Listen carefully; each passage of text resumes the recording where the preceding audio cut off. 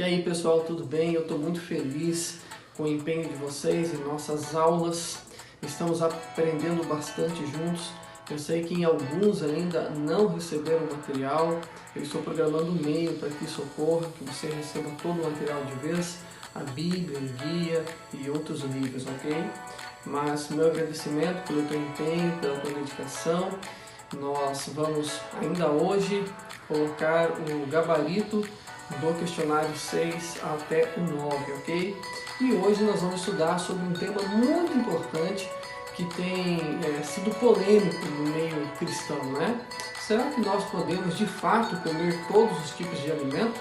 O que a Bíblia fala sobre o assunto? Vamos estudar um pouco?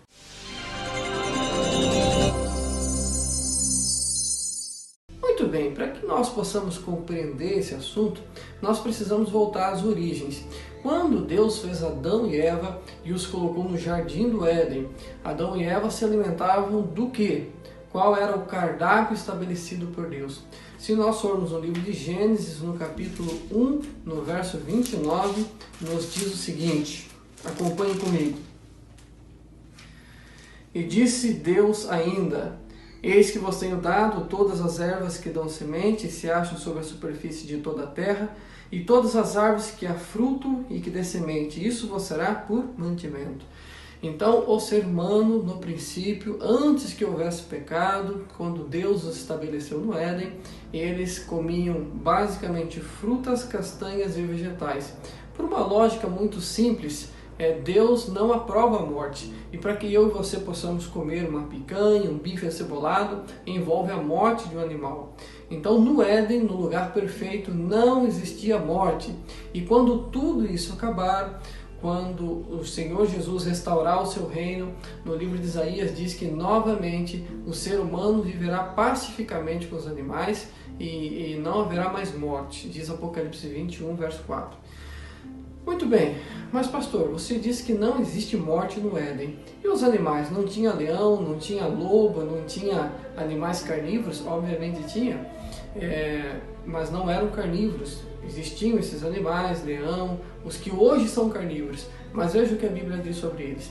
Ainda em Gênesis capítulo 1, verso 30, diz o seguinte: e a todos os animais da terra, e a todas as aves dos céus, e a todos os répteis da terra, em tudo que há fôlego de vida, toda a erva verde, lhe será por mantimento.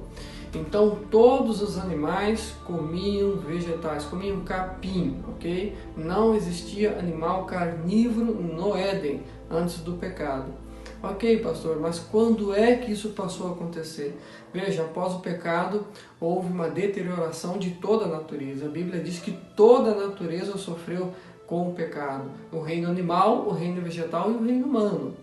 E avançando um pouco no escrito da Bíblia, após o pecado, o homem se tornou tão perverso que Deus precisou enviar um dilúvio sobre a terra.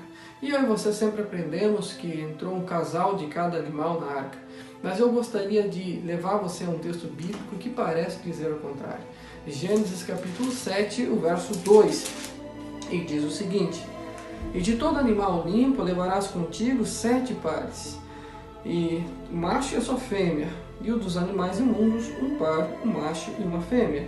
Então esse texto interessante é quando Deus envia os animais a Noé para que eles organizem dentro da arca, e a Bíblia diz que há distinção entre animais limpos e imundos, diz as Escrituras. Veja que Noé não pergunta para o Senhor: Deus, mas qual que é imundo, qual que é o limpo? Ele simplesmente sabe, era algo corrente em sua época, Deus havia passado essa informação a Adão e Eva. Mas fato é que existiam 7 pares de animais limpos e um parzinho, um macho e uma fêmea de animais imundos. E esses entraram na arca. E aí vem a pergunta: o Senhor disse que comer carne no Éden não era certo, porque não existia morte, Deus não é de acordo com a morte. É verdade. Então, comer carne hoje é pecado? Não exatamente.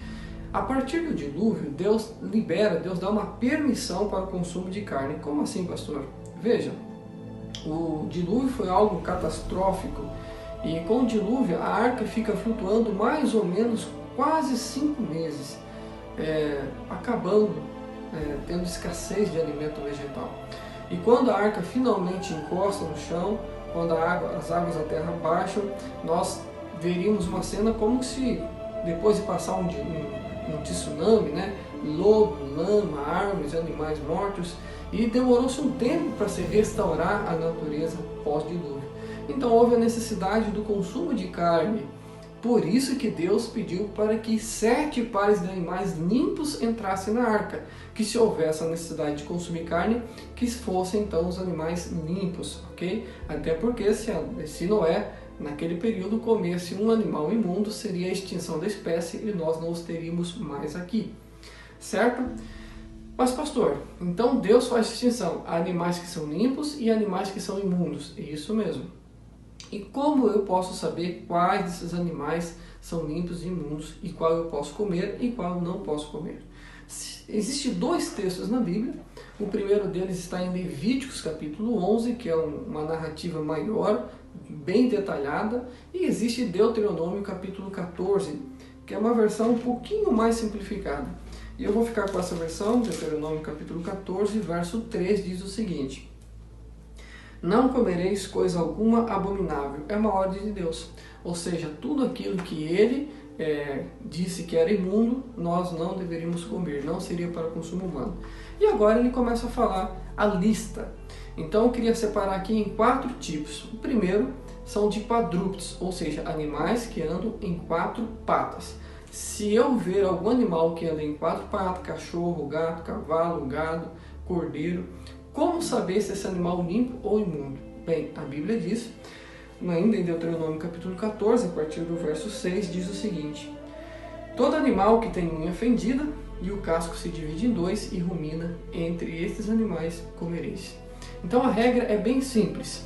O animal quadrúpede, que é considerado limpo pela Bíblia, é aquele animal que tem casco com unha dividida no meio, ou seja, é só você pensar na pata da vaca, né? Um casco dividido no meio. E além de ter essa condição, esse animal rumina, ou remói, diz algumas versões, que é um processo de voltar o alimento do estômago para a boca e triturar mais um pouco para engolir. Processo que o boi, a vaca faz, certo? Então nós temos aqui a regra para os quadrúpedes. Tem que ter casco com unha fendida e ruminar. As 2 características têm que ser juntas. Por exemplo, se eu for aqui em Deuteronômio capítulo 14, no verso 8, diz assim: nem o porco, ou seja, não devemos comer o porco, porque ele tem unha fendida, mas não rumina. Imundo vos será, deste não comereis a carne e não tocareis em seu cadáver. Veja, ainda que o porco tenha casco com unha fendida, ou seja, dividido em 2, ele não rumina e é considerado pela Bíblia um alimento inadequado ao ser humano, ok? Mas o cardápio não termina por aqui e nós agora vamos conhecer aqueles animais que vivem nas águas, tanto doce quanto salgada, rios ou mares. No verso 9 e no verso 10 diz o seguinte: isto comereis de tudo que há nas águas, tudo que tem barbatanas e escamas. Ou seja, no que existe nas águas, sejam rios ou mares, somente os peixes que têm escama, aquela capinha que fica na pele, né, que a gente tira, espécie a tilápia, a tainha, são peixes de escama. E a barbatana, que seriam as nadadeiras, né, uma espécie de nadadeira em cima das costas também. Esses animais são considerados limpos pela Bíblia e nós podemos então consumir. Só que animais de couro, ou seja, que não tem escama, por exemplo, bagre, não pode comer. Qualquer peixe que não tem escama não se deve comer, a Bíblia considera imundo. Também se inclui qualquer tipo de crustáceo, né? Frutos do mar, ou seja, camarão, ostras, siri, caranguejo, lula. Esses animais são impróprios segundo a Bíblia e nós não deveríamos comer. Então a regra dos animais que vivem nas águas tem que ter barbatana e escama, senão é considerado imundo, ok? E o texto continua e agora vai falar das aves. A partir do verso 11 diz o seguinte: toda ave limpa comereis, essas porém são as que não comereis: a águia, o quebrantoso, a águia marinha, o açó, o falcão, o milhamo, segundo a sua espécie, todo corvo, segundo a sua espécie, o avestruz, a coruja, a gaivota, o gavião, segundo a sua espécie, o mocho, a ibis, a gralha, o pelicano, o abutre, o corvo marinho, a cegonha, a garça, segundo a sua espécie, a polpa e o morcego. Então veja, aqui não dá característica, apenas fala a ave e segundo a sua espécie. Para ficar mais fácil para nós, quais são as aves que eu posso comer, que são consideradas limpas? Vamos lá, o frango, certo? A codorna, que a gente conhece mais, não vou falar de todas. A pomba, mas não essa pomba que vive nas cidades porque causam doenças, né? Transmitem doenças, uma pomba silvestre. Rolinhas e peru. Basicamente o que a gente conhece é isso, ok? Então das aves são esses que nós podemos comer. E a Bíblia ainda traz a informação no livro de Levíticos, capítulo 11, a partir do verso 22, que Deus também classifica os insetos. Para resumir, apenas o gafanhoto e o grilo são considerados insetos limpos, considerados próprios para o consumo humano. Então, a larva do coco, a formiga, a saúva, a tanajura, né, que as pessoas fazem farofa, não pode, nem barata, nem escorpião. Somente grilo e gafanhoto segundo a sua espécie. Certo? Então, essa é a lista, só recapitulando. Dos quadrúpedes tem que ter casco com unha fendida e ruminar. Dos animais marinhos tem que ter escama e barbatana. Das aves, aquela lista segundo a sua espécie que não pode, certo? Geralmente a gente pode comer mais a espécie do galinháceo. E dos insetos, somente o gafanhoto e o grilo segundo a sua espécie. Mas pastor, se eu comer esses animais, esses alimentos, isso tem que ver com a minha salvação? Veja, de uma certa forma tem sim. Eu gostaria de convidá-los agora aí ao texto de Isaías, no capítulo 65, e veja uma informação importante que a Bíblia nos traz. Isaías capítulo 65, então, narra um desapontamento de Deus. Em algumas Bíblias traz um subtítulo dizendo a resposta de Deus aos rejeitados e rebeldes. Há certos grupos que Deus considera rebeldes e que se essas pessoas não abandonarem tais práticas, elas poderão perder a sua salvação no final. Eu vou apenas dizer aqui, vou ler aqui e parar para explicar alguns versos. Verso 2 do capítulo 65 diz: Deus falando, estendi as mãos todos os dias a um povo rebelde, que anda por caminhos que não é bom, seguindo os seus próprios pensamentos. Então a definição de rebelde é aquele que tem o conhecimento da vontade de Deus, mas segue os seus próprios pensamentos, ok? No verso 3, então, começa a declarar quem são esses grupos. Verso 3 diz o seguinte: povo que de contínuo me irrita abertamente, sacrificando em jardins e queimando incenso sobre altares de tijolos. Este verso talvez não seja entendido no nosso mundo atual, mas se voltarmos aos tempos bíblicos, esse procedimento tem que ver com idolatria, né? Idolatria aos deuses antigos, aos deuses pagãos, ao Deus da natureza. Então a Bíblia condena a idolatria. Há somente um Deus a quem nós devemos adorar e dar honra, certo? O segundo grupo está no verso 4, que diz o seguinte: que mora entre as sepulturas e passa noites em lugares misteriosos. Então este grupo, voltando ao passado, ao tempo de Isaías, são pessoas que mexiam com mediunidade, com ocultismo, mágica, encantamentos, adivinhações, consulta mortes. Nós vemos em Deuteronômio capítulo 18, do verso 10 ao verso 18, também diz que Deus proíbe essa prática, ok? Nós falamos sobre isso no estudo da morte, só para você relembrar um pouco, que todas as manifestações espíritas, na verdade, são uma tentativa do inimigo enganar o ser humano. Então Deus proíbe qualquer prática de ocultismo. E no finalzinho do verso 4 diz: os que comem carne de porco e têm em seu prato ensopado de carnes abomináveis. Então Deus classifica 3 grupos de rebeldia: idólatras, qualquer prática de ocultismo e consumo de alimentos que Deus considerou imundo. Nós precisamos sair desses grupos, se estamos neles, para que nós não corramos o risco de perder nossa salvação. Ainda no capítulo 66, o capítulo agora começa a falar da Nova Jerusalém. Na minha Bíblia, que é uma Bíblia Almeida, certo? Que geralmente é usada em todas as igrejas, há um subtítulo que diz o seguinte: excluídos da Nova Jerusalém os que praticam falsa religião. Capítulo 66 de Isaías. No verso 15 e 16, começa a falar sobre o juízo final vindo da parte de Deus. Acompanhe comigo. Porque eis que o Senhor virá em fogo e os seus carros como um torvelinho, para tornar a sua ira em furor e a sua repreensão em chamas de fogo. Porque com o fogo e com a sua espada entrará o Senhor em juízo com toda a terra, e serão muitos mortos da parte do Senhor. Veja que é uma linguagem de juízo final. Isaías está falando de um tempo que ainda nem chegou, que vai ocorrer, ultrapassa o nosso período, ok? Que é o juízo de Deus. No verso 17, vem trazendo pelo menos 2 grupos que, se não abandonarem essas práticas, participarão da destruição do fogo que Deus trará. Acompanhe comigo. Isaías 66, verso 17. Os que se santificam e se purificam para entrar nos jardins após a deusa que estão no meio, ou seja, idolatria. Fuja da idolatria. E continuando o verso, que comem carne de porco, coisas abomináveis e ratos serão consumidos, diz o Senhor. Ou seja, qualquer consumo de alimentos imundos. Observe que esse texto ultrapassa o Novo Testamento. É uma profecia para o futuro, para o novo céu e a nova terra.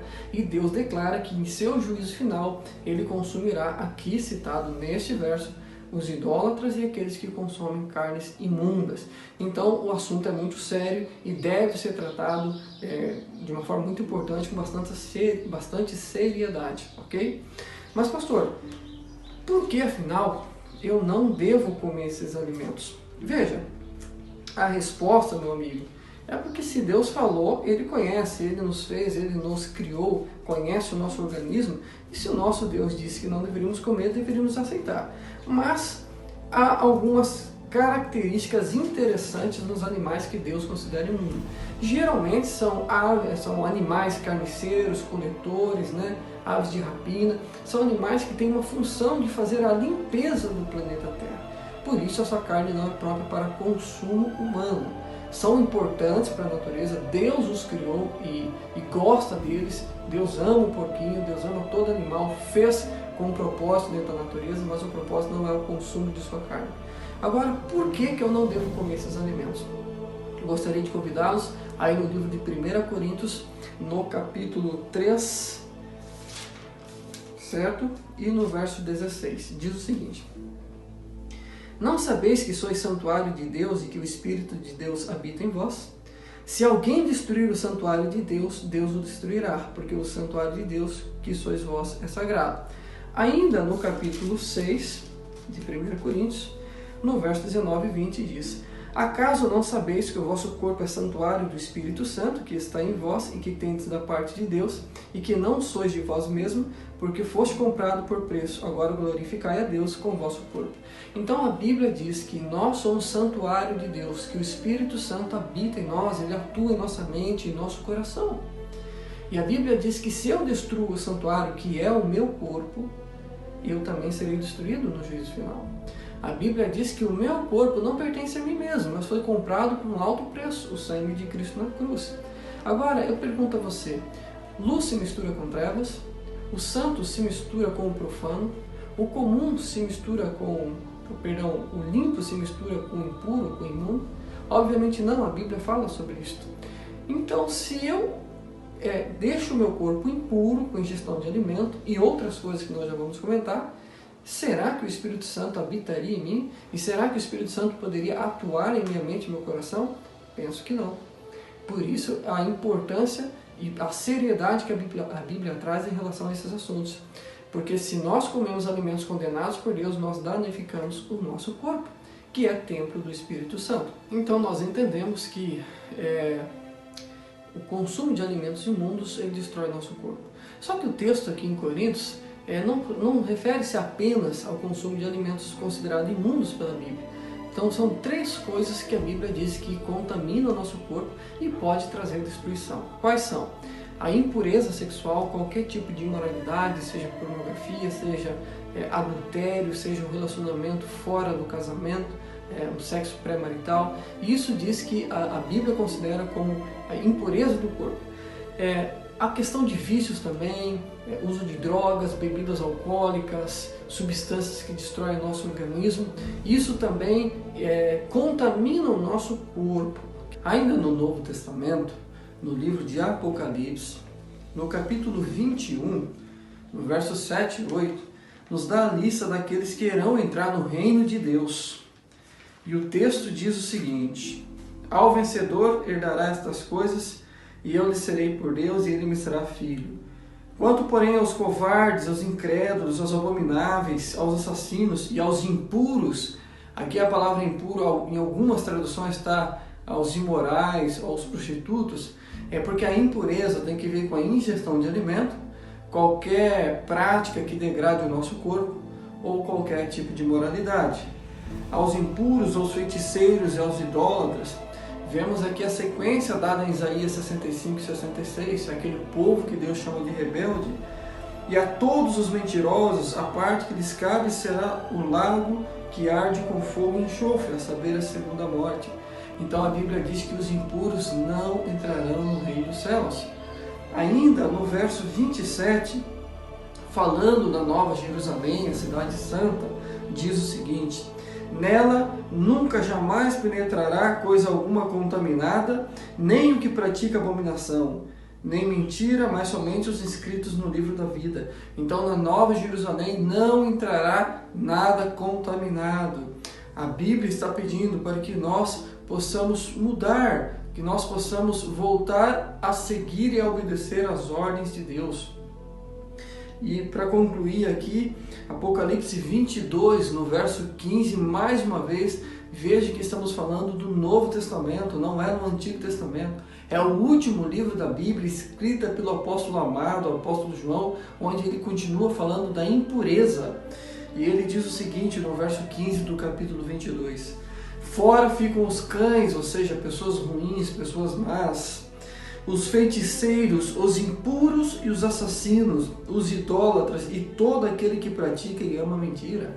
Veja, mais uma vez, João concordando com Isaías: feiticeiros, idólatras e impuros não herdarão o reino de Deus. É o que a Bíblia diz.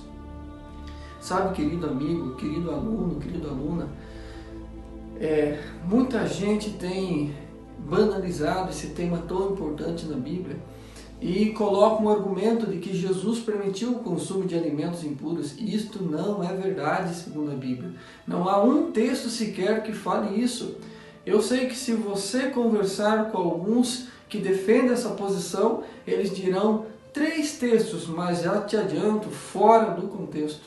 Um deles, vou abreviar aqui pela questão do tempo, não ficar muito longo o vídeo. Mas um deles é quando Jesus, ele diz lá no Evangelho de Marcos e Mateus: não é o que entra pela boca que contamina o homem, mas sim o que sai dela, né? A arrogância, o egoísmo, essas coisas. E diz que Jesus purificou todos os alimentos nesse episódio. Ele até fez uma oração ali dizendo: purificando os alimentos. Mas vamos entender o contexto. Jesus foi convidado para almoçar na casa de fariseus. Fariseu não comia alimento imundo, então a mesa onde Jesus estava só tinha alimentos limpos, alimentos puros, certo? E os fariseus tinham uma tradição de lavar 7 vezes as mãos antes de comer. Jesus e seus discípulos não lavaram as mãos. E o próprio contexto do tema diz Jesus e a tradição dos anciões. Jesus é contra a tradição e no seu pensamento os fariseus questionam Jesus e os discípulos por não lavarem, por não seguirem a tradição. Logo, Jesus, que conhece os pensamentos, lhes dá uma bronca, dizendo: olha, não é o fato de a mão estar suja eu comer o alimento que me contamina verdadeiramente, mas aquilo que é a essência, aquilo que está no meu coração. E no Evangelho de Mateus termina dizendo: e dizia isto em relação a lavar as mãos. Então, ainda que Jesus tenha feito uma oração e purificado os alimentos, ele purificou o alimento daquela mesa, alimentos limpos, certo? O outro texto é do apóstolo Paulo, onde ele fala em Coríntios, né, que comer de tudo que se vende no açougue sem motivo de consciência. Veja o contexto. Paulo está pregando para uma cidade recém-convertida, a cidade de Coríntios. E aí eu vou tentar explanar o que aconteceu aqui. Um pagão de Corinto foi lá e sacrificou um boi no altar de um deus pagão. Assim que sacrificou, derramou sangue, ele carneou e vendeu aquela mesma carne para o açougue. Uma carne que havia sido sacrificada a ídolos antes. Um cristão recém-convertido vai ao açougue e compra um pedaço de colchão mole daquele boi que havia sido sacrificado, mas sem saber de nada. Um outro cristão que viu toda aquela cena começa a questioná-lo. Como que pode você comprar um pedaço do coxão mole que antes tinha sido sacrificado a ídolo? Lembrando que boi é animal limpo, um exemplo, tá bom? E o que Paulo chega à conclusão, amigo? Se ele foi lá e comprou um alimento limpo, porém ele não sabia que era um alimento que havia sido sacrificado a ídolos, fica tranquilo, faz uma oração, porque na verdade aquele Deus que foi oferecido ao animal, ele não é Deus, nós só temos um Deus verdadeiro, entendeu? Então o próprio texto coríntios diz que Paulo falava isso em relação ao que? Animais sacrificados a ídolos. Paulo não está dando nenhum aval para o consumo de alimentos impuros.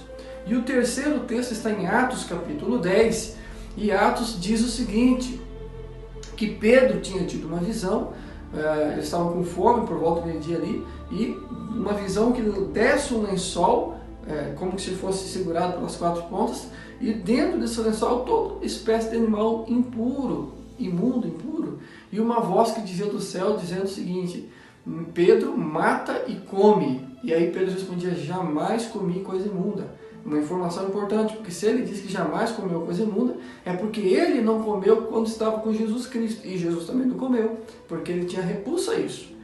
E aí a voz diz assim, Pedro, que Deus considerou limpo, não contamine o homem. E aí alguns dizem que Deus, neste momento, purificou o consumo, autorizou o consumo de alimentos imundos. Óbvio que não. Se você continuar lendo o texto, e esse é o problema, as pessoas ficam no verso e tem que terminar de ler o texto. Mais para frente, Pedro explica a situação. Pedro era um ser preconceituoso, ele não aceitava pessoas de outras raças, de outras nacionalidades. E Deus estava dando uma missão nesse capítulo, dele pregar a um centurião romano, um capitão de 100 soldados aí, chamado Cornélio. E aí Pedro, mais à frente do texto, diz, olha Cornélio, você sabe que para nós judeus não é lícito nem chegar perto e nem entrar na casa de um romano ou de pessoa de outra raça. Porém, Deus me mostrou em visão que eu não devo considerar nenhuma pessoa incomum e impura. Vocês entenderam? Comum e impura, né?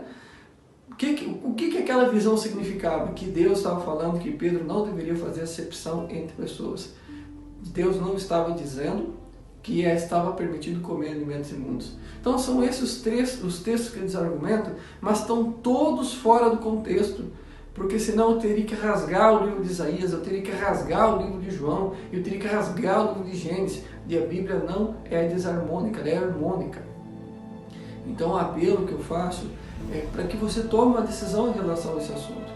A Bíblia, ela é a luz que ilumina nosso caminho, ela nos aponta a direção que devemos ir. Muitas vezes nós ficamos doentes, a ponto de morrer, e no momento da doença nós questionamos a Deus o porquê que aquilo aconteceu conosco e o culpamos por aquela situação, mas na verdade o Senhor dá preceitos, leis e ordens em relação à nossa saúde, a como termos uma boa saúde, e nós fazemos pouco caso, transgredimos e colhemos as consequências, e não é justo culpar Deus. Ok? Então, que nós possamos aprender aqui na Bíblia e tomar uma decisão de não comer alimentos que Deus considera imundo, também não estar ligado a nenhuma questão de imoralidade, de relações sexuais ilícitas, e não destruir o nosso corpo com qualquer tipo de vício. Fazer a vontade de Deus, nós seremos muito mais felizes, tá bom? Que Deus abençoe e até a próxima aula.